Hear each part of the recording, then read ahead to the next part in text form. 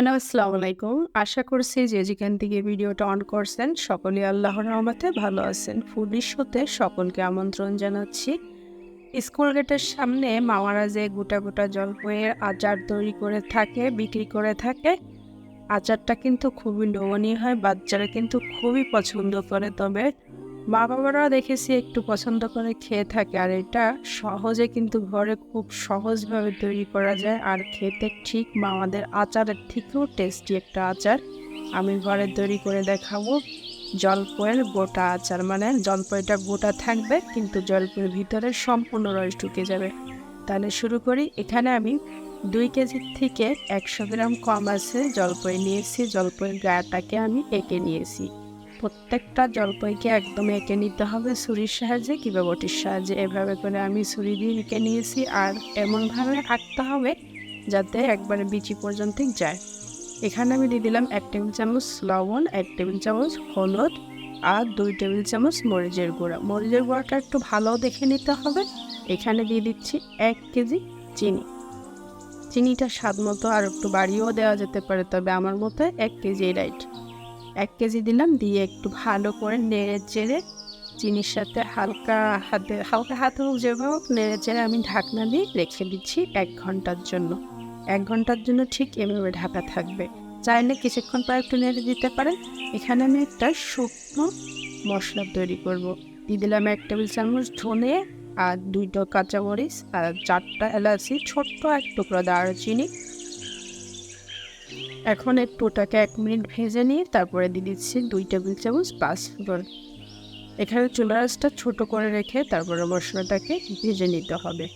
একটা স্মেল বের হলেই মশলাটাকে তুলে নিতে হবে, পুড়িয়ে ফেলা যাবে না। আমার কাছে গোটা জিরা ছিল না, তাই 1/2 টেবিল চামচ জিরা গুঁড়া এখানে দিয়ে দিলাম। এই মশলার সাথে একটু টেনে নিলাম, এটাতেই হয়ে যাবে জিরার কাজ। এখানে দিয়ে দিচ্ছি একটা মিক্সিতে 1 টেবিল চামচ মিষ্টি জিরা, আর এই যে টেলে নেওয়া মশলাটা ওটাকেও দিয়ে দিলাম। এখন এটাকে একটু ভেঙে নেব, তবে একদম মিহি করবো না, হালকা মানে সাপ ভাঙা হবে, একটু আড়া আড়া থাকবে, তাহলে কিন্তু আচারের মধ্যে গেলে খুব ভালো লাগবে।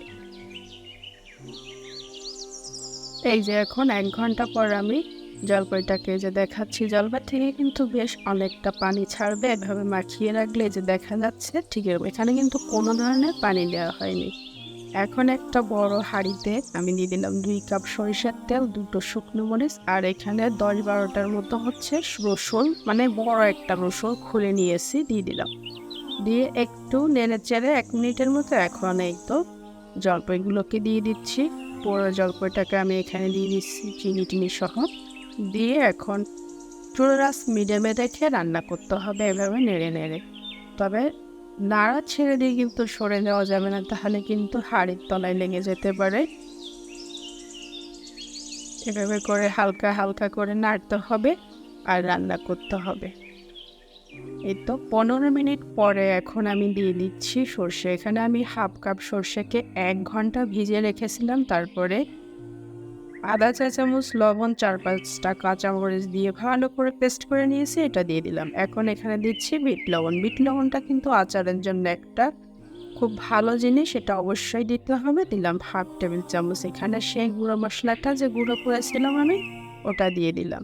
ভেজে নেওয়া গুঁড়ো মশলাটা সম্পূর্ণটাই দিয়ে দিয়েছি। এখন দিয়ে দিচ্ছি ভিনেগার। ভিনেগারটা অবশ্যই দিতে হবে। ভিনেগার দেওয়ার সময় চুলাটা বন্ধ করে দিয়ে তারপরে ভিনেগারটা ঢেলে দিয়ে আবার চুলাটা অন করে দিতে হবে। অন করে দিয়ে আরও 10 মিনিটের মতো আমি রান্না করব। তবে এই পর্যায়ে চুলার আঁচটা হাই করে দিতে হবে। ভিনেগার দেওয়ার পরে হাই করে দিতে হবে। 10 মিনিট রান্না করতেছি ঠিক এভাবে নেড়ে নেড়ে, হালকা হাতে নেড়ে নেড়ে রান্না করতে হবে। আর আচারটা কিভাবে বুঝবেন যে হয়ে গেছে, একটা প্লেটে এভাবে একটু করে তুলে একটু ফু দিয়ে কিংবা একটু ঠান্ডা করে দেখবেন যে প্লেটটা একটু কাত করে এভাবে দেখতে হবে যে পড়ে যাচ্ছে কিনা। যদি ধুম করে পড়ে না যায়, জেলির মতো আটকে থাকে, তাহলেই বোঝা যাবে আচারটা হয়ে গেছে। আমার আচারটা কিন্তু রেডি হয়ে গেছে। এখন এই আচারটা কিন্তু 6 থেকে 7 মাস আপনি রেখে খেতে পারেন। নর্মাল ফ্রিজে রাখতে হবে, আর বাহিরে রাখলে 1-2 মাস খাওয়া যাবে রেখে। আর এরকম কাচের বয়ামে রাখতে হবে, অবশ্যই সুন্দর করে পরিষ্কার করে বয়ামটাকে তারপরে রাখতে হবে। ভিডিওটা যদি ভালো লেগে থাকে তাহলে একটা লাইক দিয়ে দিবেন আর একটু শেয়ার করে দেবেন। আল্লাহ হাফেজ।